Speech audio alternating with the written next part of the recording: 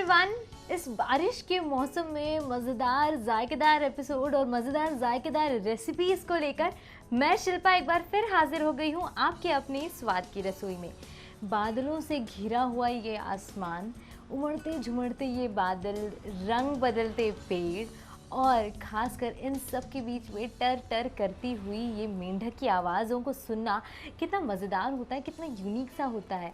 और मुद्दे की बात ये है, पॉइंट की बात ये है कि अगर इन सब के बीच में अगर कुछ मज़ेदार सा कुछ आपको परोस दिया जाए ना, तो फिर मज़ा दुगना हो जाता है। लेकिन अब बात उठती है क्या। जी हाँ, इस क्या का सवाल और ये क्या का आंसर जानने के लिए हम पहुंच गए हैं एक ऐसी ही आज की कुकिंग स्पेशलिस्ट के पास, जो हमको बताएंगे कि इस बारिश के मौसम में क्या खाना चाहिए और आपको बताएंगे कि कैसे खिलाना चाहिए और कैसे इसे सीखना चाहिए। तो जल्दी से आ जाइए मेरे पास और जानते हैं उनसे क्या खास है उनकी इस स्वाद की रसोई में। तो लीजिए, हम पहुंच चुके हैं आज की हमारी कुकरी स्पेशलिस्ट की रसोई में और बारिश के मौसम में जैसा कि मैंने आपको बताया था कि कुछ खास उनसे सीखना है। तो first of all let's meet her. तो हेलो ऋचा जी। हेलो। और आज हम आपके रसोई में पहुंच चुके हैं और ख़ास रेसिपीज़ आपसे सीखने वाले हैं, लेकिन उसके पहले हम थोड़ा आपके बारे में जानना चाहते हैं, तो आप अपने बारे में बताइए। मेरा नाम ऋचा है और मैं एक हाउसवाइफ हूँ और मैं आज आपको बहुत स्पेशल चीज़ सिखाने वाली हूँ, दैट इज़ नान खटाई कुकीज़। ओके। जो सबको बहुत पसंद आएगी, स्पेशली बच्चों को भी। जी, तो रेसिपीज़ का तो आपने बता दिया कि उसमें जो पहली है वो है नान खटाई, लेकिन मैं ये पूछना चाहूँगी कि कुकिंग का सिलसिला कैसे शुरू हुआ और कुकिंग के अलावा आपकी क्या हॉबीज़ है, कैसे आपने इसकी शुरुआत की, इसके बारे में थोड़ा बताइए। एक्चुअली कुकिंग मैंने बहुत पहले से कुकिंग क्लासेस ले चुकी थी, मैं काफ़ी कुछ सीखा था, बट बेबी होने के बाद मुझे लगा कि मुझे उसे हाइजीनिकल कंडीशन के फूड देना है, थोड़ा हेल्दी फूड देना है। बाजार में तो आप देख रहे हैं कि किस तरह से अनहाइजीनिक फूड रहता है। सो बेबी के बाद मैंने उसे हेल्दी फूड के लिए अपनी कुकिंग को और एनहांस किया, बेटर किया। और उसका रिजल्ट ये है कि मैं आज आप सब लोगों के सामने। ओके, पहली रेसिपी जो हमारी कुकीज़ जिसे नान खटाई भी कहा जाता है, उसकी शुरुआत करते हैं। तो क्या क्या हमारे इंग्रेडिएंट्स है वो बताइए। ओके, देखिए ये मैंने 1 कप मैदा लिया हुआ है कुकीज़ के लिए। 1 कप मैदा है, आधा कप पिसी हुई चीनी, आधा कप देसी घी, 1/4 teaspoon vanilla essence, 1/4 teaspoon baking powder, 1/4 teaspoon baking soda and 1/4 cup tutti frutti for decoration. तो सारे इंग्रेडिएंट्स तो हमने देख लिए, बहुत ही अच्छी तरह से जान भी लिए। बहुत ही कम इंग्रेडिएंट्स है और उससे जो बनने वाला है हमारा डिलीशियस यमी सा कुकीज़, उसकी शुरुआत करते हैं। तो चलिए अब शुरुआत करें प्रोसेस की तरफ। तो सबसे पहले क्या करेंगे हम? सबसे पहले हमें शुगर लेनी है जी। इन अ बाउल आप शुगर ले लीजिए। ओके, हाफ कप एक बाउल में जी, जिसको हमने पीस लिया अच्छे से, पिसी शक्कर जिसे कहते हैं। जी जी, पिसी शक्कर। क्या क्वांटिटी होगी इसकी? इसकी half cup. Okay, half cup लिया। देन हम इसमें ऐड करेंगे हाफ कप देसी घी। जी जी। ओके, जितनी पिसी शक्कर की क्वांटिटी होगी उतना ही घी होगा। एग्जैक्टली। ओके ओके, अब इसे हमें मिक्स करना है अच्छे से जी। इसे आप तब तक मिक्स करिएगा जब तक कि फ्लफी ना हो जाए, जब तक इसकी पूरी गुठलियाँ ना चली जाए। अच्छा। बिकॉज इसमें गुठलियाँ नहीं रहनी चाहिए। जी जी। देखिए अब शुगर घुलने लगी तो थोड़ा सा पतला होने लगा। जी, पतला भी होने लग गया और घी की जो खुशबू है वो भी आने लगी है। अब हम इसमें धीरे धीरे ये जो हमने 1 कप मैदा लिया है इसे मिक्स करेंगे। ओके, धीरे धीरे हमें इसका डो बनाना है, तो अब हम इसे अपने हाथ से डो की तरह मिक्स करेंगे। ओके। एक्चुअली अब हम इसमें ये ऐड करेंगे, ये हमारा बेकिंग सोडा हुआ जो हम 1/4 टीस्पून लिया था जी। ये बेकिंग पाउडर। ओके, राइजिंग देने के लिए। या राइजिंग देने के लिए, क्योंकि इसी से ही तो राइज होंगे वो। जी। और बेकिंग पाउडर क्योंकि एक तरह का केक वाला जो फ्लेवर है वो भी आ सके। या और हमें एसेंस देने के लिए, अच्छी खुशबू देने के लिए वनीला एसेंस डालेंगे थोड़ा। कोई और अल्टरनेटिव एसेंस हम डाल सकते हैं? या अगर आप जैसे strawberry essence, rose, whatever, but मेरे पास वनीला है अभी अवेलेबल, तो आई एम यूजिंग इट। और मैंने वनीला ट्राई किया है, बहुत यमी लगता है। आप एक बार ज़रूर ट्राई कीजिएगा वनीला फ्लेवर में। It's really yummy. अब हमने इंग्रेडिएंट्स डाले, तो अब हमें इन्हें बहुत प्रॉपरली अच्छे से मिक्स करना पड़ेगा, ताकि आपका जो बेकिंग पाउडर, बेकिंग सोडा है, एसेंस है, ये पूरी तरह से इसमें मिक्स हो जाए। क्योंकि जब तक अगर ये मिक्स नहीं होगा प्रॉपरली तो वो राइज नहीं मिलेगा। जी जी। तो उस राइस के लिए वी नीड कि अब ये धीरे धीरे हो रहा है। आई जी। थिंक कि इट्स नाउ डन। हम इसे थोड़ा सा ऐसा रख देंगे, है ना? ओके। है ना? तो वो प्रॉपरली मिक्स हो चुका है। जी। अब इसे 15 मिनट्स या 10 मिनट्स ऐसा छोड़ दीजिए। जी। देन उसकी बॉल्स बना के बेकिंग ट्रे में हम डालेंगे। ओके। ये देखिए हमारा कुकीज़ का आटा बिल्कुल रेडी हो चुका है, जी। सॉफ्ट जी। और बिल्कुल बाइंड भी हो चुका है जी। पूरी तरीके से। जी, इस तरह की ट्रे को हम अच्छे से हाँ, ग्रीसिंग कर ग्रीस लेंगे। कर लेंगे और घी से करिएगा तो ज़्यादा बेटर है। जी, because क्योंकि हमारा पूरा स्टफिंग भी हमने घी से ही बनाया है। ये देखिए ग्रीस हो गई है। जी। अब आप इसमें ये जो हमने डेकोरेशन के लिए लिए हुए हैं, जी, इन्हें आप इस तरह से ओके डाल के इसमें डालना है। हाँ,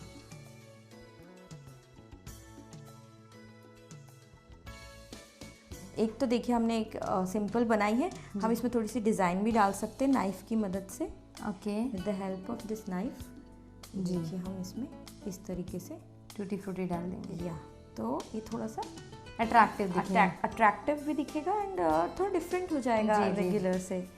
तो हमें इस पूरे डो की इस तरह से लोई जी। बना के रखना है। एक बार में नहीं होता, ये 2 बार में होता है, बिकॉज ये आपकी ट्रे फुल हो जाएगी। Okay okay. तो थोड़ा सा आपको जी रखना पड़ता है बात के लिए। ये देखिए डिफरेंट हम इसमें डिज़ाइंस दे सकते हैं, और अगर आपको नहीं इसे डेकोरेट करना है ऐसे भी रख सकते हैं। ये देखिए हमने कुकीज़ बना ली है, डेकोरेट भी कर लिया है जी। अब इसे हम माइक्रोवेव में बेकिंग करने के लिए रखेंगे। कितने देर रखेंगे? इसे हम रखेंगे 20 मिनट के लिए 200 डिग्री सेंटीग्रेड पे। ओके। ओके, हम इसे इसमें रख देंगे और इसमें 200 डिग्री टाइम 20 मिनट्स स्टार्ट। देखते हैं कुकीज़ बेक हुई कि नहीं हुई। Let's check it. ये देखिए हमारी कुकीज़ बेक हो चुकी हैं। जी। बहुत गर्म और है गरम बहुत ज़्यादा है। हाँ।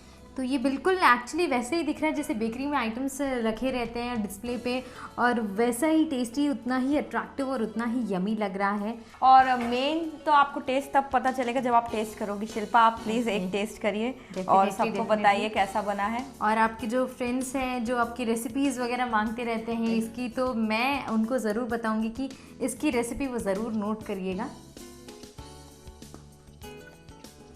आई थिंक ये मेल्ट इन माउथ है। जैसे ही आप खाएंगे तो आपको एक घी का जो फ्लेवर आएगा, जो अरोमा आएगा, वो आपके ना टंग पे फॉरएवर एग्जैक्टली।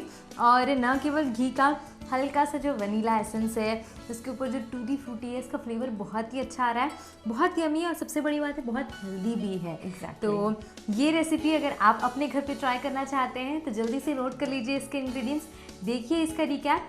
और ऐसे ही कुछ अगर टैलेंट आप में भी है और आपकी रेसिपीज़ भी हमारे साथ शेयर करना चाहते हैं तो जल्दी जल्दी स्क्रीन पे फ्लैश हो रहे इस नंबर पर हमें व्हाट्सएप कीजिए, और फिर देर किस बात की, हम पहुंच जाएंगे आपके घर। और इसी के साथ time to take a short break. Cookies बनाने के लिए हमें सबसे पहले चाहिए होगा 1 कप मैदा, आधा कप पिसी शक्कर, आधा कप घी, 1/4 चम्मच vanilla essence, 1/4 cup baking powder, 1/4 चम्मच बेकिंग सोडा, टूटी फ्रूटी। सबसे पहले पिसी शक्कर में घी डालकर 5 मिनट के लिए अच्छे से फेंट लें। धीरे धीरे मैदा डालकर मिलाएं। वनीला एसेंस डालें, उसमें बेकिंग पाउडर डालकर अच्छे से गूंद लें। लोई लेकर उसे कुकीज़ का आकार दें। टूटी फ्रूटी से सजाएं। 20 मिनट के लिए 120 डिग्री पर बेक करें और सर्व करें।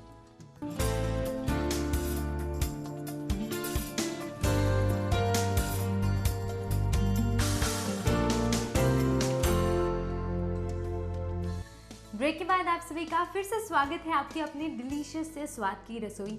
और पहली जो हमारी रेसिपी थी वो एक्चुअली बहुत ही ज़्यादा डिलीशियस थी और बहुत ही ज़्यादा क्रिस्पी थी। मुझे तो खा के बहुत मज़ा आ गया। आई होप आपको भी खा के मज़ा आएगा, और उसके लिए आपको बनाना पड़ेगा। तो अब आते हैं हम सेकेंड रेसिपी में। तो सेकेंड रेसिपी में के बारे में अगर जाने तो जानने के लिए हमें पूछना पड़ेगा ऋचा जी से। तो ऋचा जी, सेकेंड रेसिपी क्या है हमारी? सेकेंड रेसिपी है हमारी मूंग दाल खस्ता कचौरी। जो कि बारिश के लिए बेस्ट है। इससे बेस्ट तो हो ही नहीं सकता इतनी Very रिमझिम nice. बारिश में। जी जी, वेरी नाइस। तो मूंग दाल खस्ता कचौड़ी बहुत ही बड़ा नाम है, लेकिन खस्ता कचौड़ी क्यों बोला जाता है इसे? इसे खस्ता इसलिए बोला जाता है क्योंकि ये जो क्रिस्पीनेस है वो इस कचौड़ी में बहुत रहती है। आप खाओगे तो बहुत क्रिस्पी लगेगा, दैट इज़ वाई खस्ता कचौड़ी। ओके, तो मुझे आप ये बताइए कि मूंग दाल खस्ता कचौड़ी बनाने के लिए हमें किन चीज़ों की ज़रूरत पड़ेगी? जी शिल्पा, मूंग दाल खस्ता कचौड़ी बनाने के लिए हमें चाहिए 1 टेबलस्पून ऑयल, 1 टीस्पून जीरा, 1 टीस्पून बारीक कटी हुई हरी मिर्च, 1 टीस्पून अदरक बारीक कटा हुआ, 1 टीस्पून गरम मसाला और 1 टीस्पून लाल मिर्च पाउडर। गार्निशिंग के लिए हरी धनिया बारीक कटी हुई, हींग 1/4 टीस्पून ले सकते हैं और सौंफ पाउडर, धनिया पाउडर 1 टीस्पून। और ये 1 कटोरी मूंग दाल है धुली हुई। 1 कप आटा लिया हुआ है कचौरी की कवरिंग के लिए, 1/4 कप ऑयल इसमें डालने के लिए और हाफ टीस्पून सॉल्ट, या आप अकॉर्डिंग टू टेस्ट ले सकते हैं। ये 3 चीज़ें हमें कवरिंग में लगेंगी। तो सबसे पहले क्या करेंगे? सबसे पहले हम ऑयल डालेंगे कढ़ाई में। जी, ऑयल डाला, फिर उसके बाद हम ये जीरा डालेंगे। जी, ये हींग डालेंगे जो हमने हींग ली है। जी, फिर हम इसमें डालेंगे ये अदरक जो हमने पीस के रखा हुआ है। जी, स्लो फ्लेम पे ही रखेंगे, थोड़ा सा इसे चलाएंगे। ओके, फिर ये हरी मिर्च बारीक कटी हुई। जी। तो ये पूरी कचौड़ी की फिलिंग तैयार हो गई? यस, ये फिलिंग तैयार हो रही पूरी। जी, इसे आप चलाते रहिए जी, ताकि नीचे वो लगे ना। जी, फिर सौंफ पाउडर, जो हमने सौंफ को पीस के पाउडर किया है वो डालेंगे। ओके। और इसका आपको देखिए अभी से ना अरोमा आने लगा होगा, जैसे ही हमने इंग्रेडिएंट्स डाले आपको एक खुशबू सी आ रही होगी। जी, जी, तो इन्हें थोड़ा सा पकने के बाद फिर हम इसमें ये दाल ऐड करेंगे। ये अब हम इसमें ऐड करेंगे। ओके।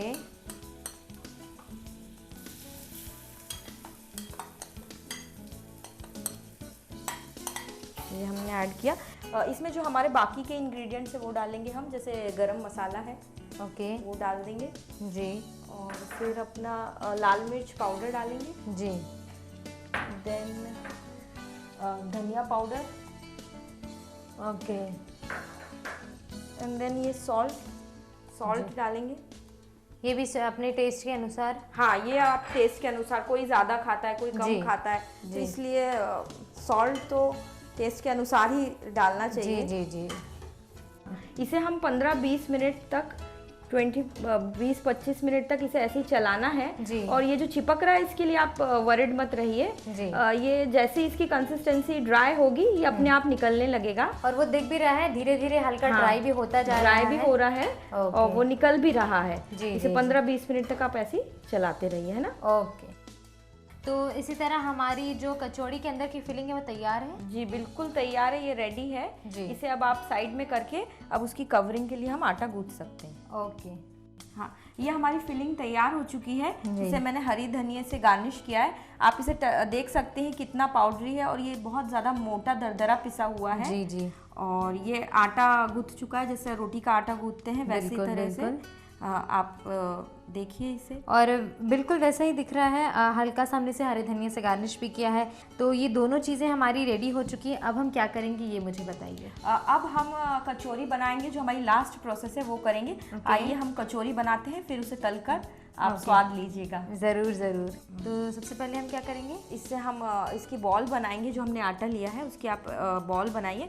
ये आपके ऊपर डिपेंड है कि आप कितनी बड़ी कचौरी साइज, एक नॉर्मल इस तरह का लीजिए आटा, जिसे आप राउंड करिए। इसलिए आप उसे थोड़ा सा सूखा आटा ज़रूर लगाइए फर्स्ट टाइम एक बार, बिकॉज उससे क्या है कि अच्छी तरह से वो आपका फिलिंग हो जाएगी। इसमें देखिए हम ऐसे कर रहे हैं, तो ये इसको इस तरीके से हमें एक कोन टाइप का बना लेना है। जी। इसमें आप 1 स्पून 2 स्पून जितना चाहें उतना फिल कर सकते हैं। आपने फिल किया, देन इसे हमें इस तरह से बाइंड कर देना है और जो एक्स्ट्रा हमारा आटा रहेगा उसे आप निकाल देंगे। बिल्कुल इस तरह से हम इसे निकाल के जी, अच्छी तरह से पैक करना है ताकि ये निकले ना, नहीं जी, तो जी। कहीं से निकल जाएगा फटने का डर है तो पूरा हाँ, तेल हमारा तेल जो और भी चीज़ें वो भी खराब होने की खराब डर हो रहती है और तेल भी खराब होने का डर रहता है। इसे आप इस तरह से थोड़ा सा चपटा कर दीजिए हाथ से। कुछ बेलन से भी कर देते हैं, जैसे बेलन से Okay. करना चाहें तो, बट वी डोंट हाथ से रिक्वायर। sufficient। हाथ से सफिशिएंट है। आप इसे हाथ से थोड़ा सा फैला दीजिए, Okay. इससे वो थोड़ा सा बड़ा हो जाएगा। देखिए अब हम कचौड़ियों को तलेंगे, उसके लिए हमने तेल ले लिया। और तेल को ज़्यादा गर्म नहीं करना है, सिम पर ही रखना है। और इसमें हम ये कचौड़ियाँ डालेंगे। आप ये कचौड़ियाँ सिम पर ही तलेंगे। और इसे हमने ये डाला है, देखिए ये स्टार्ट हो गई। देखिए ब्राउन होने लगी धीरे धीरे। जी जी जी, गोल्डन ब्राउन होने लग गई है। अब हम इन्हें निकालेंगे। कचौड़ी का जो रंग होता है वो पूरा अच्छी तरह से आ चुका है।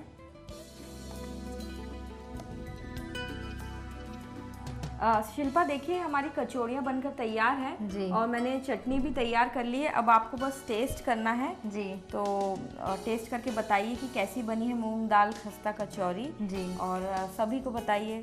तो लेट्स टेस्ट इट की देखते हैं कैसी बनी है ये कचौड़ी। बिल्कुल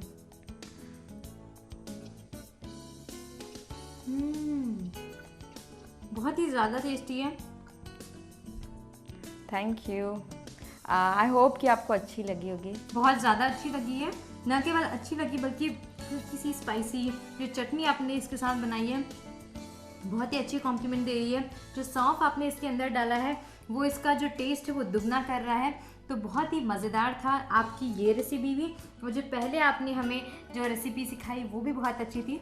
तो उसके लिए एक छोटा सा गिफ्ट आपके लिए। और आई विश ना केवल आज आप जो कह रहे थे कि आपके फ्रेंड्स लोग आपको इतने सारे व्हाट्सएप करने के लिए रेसिपीज़ बोलते हैं, तो आज आपको व्हाट्सएप की मेहनत भी नहीं करनी पड़ेगी और आपके जो फ्रेंड्स हैं वो इस एपिसोड के थ्रू रेसिपी भी सीख पाएंगे और आपको इस नए रूप में देख के भी उनको भी बहुत अच्छा लगेगा। Thank you so much, I enjoyed a lot. Thank you. You welcome. और अगर आप भी चाहते हैं इसी तरह की कुछ मज़ेदार रेसिपीज़ हमारे साथ शेयर करना, और अगर आप में भी है ऐसा ही कुछ कुकिंग करने का टैलेंट, तो स्क्रीन पे फ्लैश हो रहे हैं इस नंबर पर हमें व्हाट्सएप कीजिए और इस मज़ेदार रेसिपी को अपने घर पे ट्राई करने के लिए जल्दी से नोट कर लीजिए इसके इंग्रेडिएंट्स। देखिए इसका रिकैप। हम लौटते हैं एक छोटे से ब्रेक के बाद। मूंग दाल खस्ता कचौड़ी बनाने के लिए हमें सबसे पहले चाहिए होगा तेल, जीरा, कटी हुई हरी मिर्च, नमक, आधा चम्मच अदरक किसा हुआ, गरम मसाला, लाल मिर्च पाउडर, हरा धनिया, हींग, 1 चम्मच सौंफ पाउडर, 1 चम्मच धनिया पाउडर, 1 कप मूंग दाल भीगा और पिसा हुआ, 1.5 कप गेहूं का आटा। सबसे पहले कढ़ाई में तेल डालें, जीरा, हींग, पिसी हुई अदरक और हरी मिर्च डालकर मिलाएं, सौंफ डालकर हल्का भून लें, पिसी हुई मूंग दाल डालकर मिलाएं, गरम मसाला, लाल मिर्च पाउडर, धनिया पाउडर और नमक डालें, सूखा मिश्रण बनने तक पकाएं, मिश्रण को हरे धनिये से गार्निश करें, नमक और मोयन के लिए तेल डालकर आटा गूंद लें, लोई लें और फैला लें, फिलिंग करके तल लें, हरी चटनी या सॉस के साथ सर्व करें।